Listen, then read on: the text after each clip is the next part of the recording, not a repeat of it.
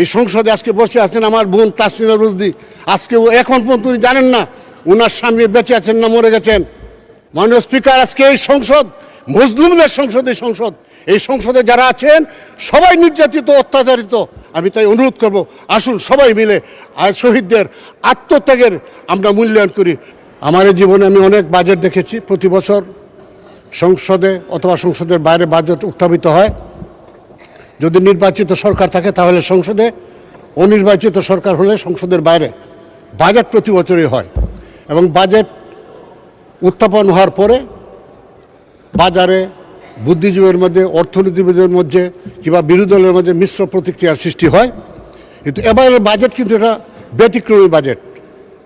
আমি নিজে নিয়মিত বাজার করি, আমি নিয়মিত বাজারে যাই, কিন্তু এবারে বাজেটটি আমি বাজারে কোনো প্রতিক্রিয়া হইতে দেখিনি। আমি কোনো ব্যবসায়ীদের কাছে কোথাও আমি বাজার সম্পর্কে কোনো নেগেটিভ কথা বলতে শুনি নাই। আজকে গ্রামের যে চার দোকানগুলো আছে গ্রামের শহরে, সারা বিশ্বের আলোচনা হয় সেই চায়ের দোকানগুলোতে। দেখবেন সেই দোকানগুলোতেও যান, দেখবেন যে বাজেট নিয়ে কোনো মিশ্র প্রতিক্রিয়া নাই, কোনো বিরূপ কথাবার্তাও নাই।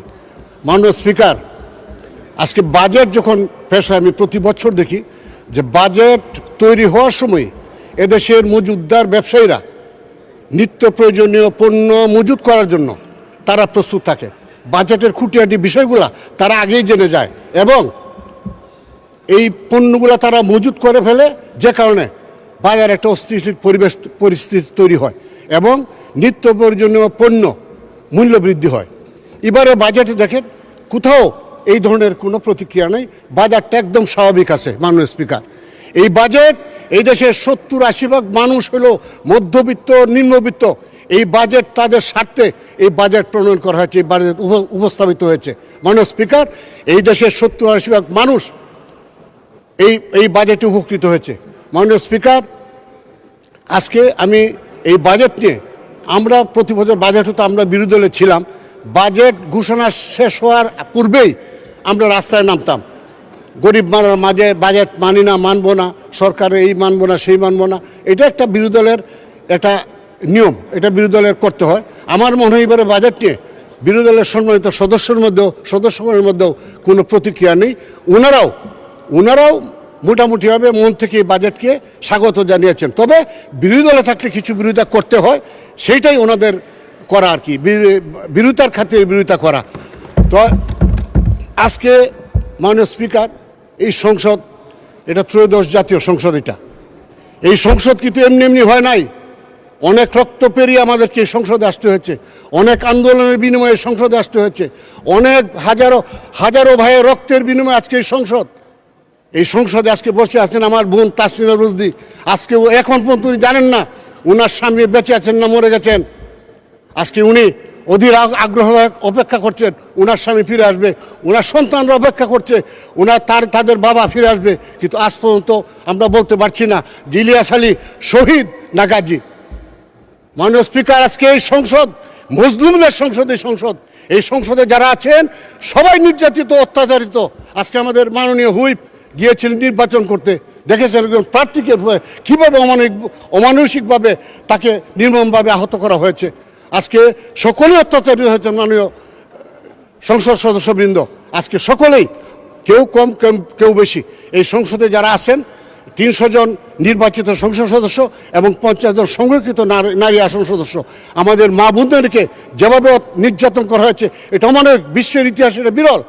এই সংসদ অনেক ত্যাগের বিনিময়ে এই সংসদ গঠিত হয়েছে, এই সংসদ প্রতিষ্ঠিত হতে।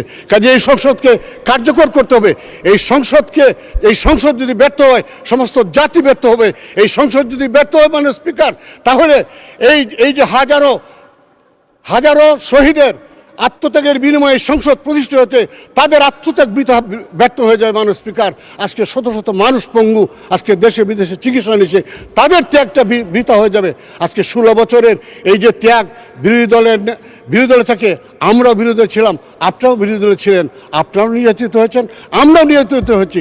আমাদেরও শত নেতাকর্মী গুম হয়েছেন, খুন হয়েছেন, আপনাদেরও অনেক নেতাকর্মী গুম হয়েছে, খুন হয়েছে। সকলের আত্মত্যাগ আজ ব্যর্থ হয়ে যাবে যদি সংসদ ব্যর্থ হয়। আজকে এই সংসদ ব্যর্থ হলে এই যে ফেসিবাদের আবির্ভাবের সুযোগ তৈরি হবে। আমি তাই অনুরোধ করব, আসুন সবাই মিলে আজ শহীদদের আত্মত্যাগের আমরা মূল্যায়ন করি। শহীদরা যে বাংলাদেশ গড়তে চেয়েছিলেন, আমরা সেই বাংলাদেশ গড়ে তুলি। সেই জন্য দরকার সম্মিলিত প্রচেষ্টা।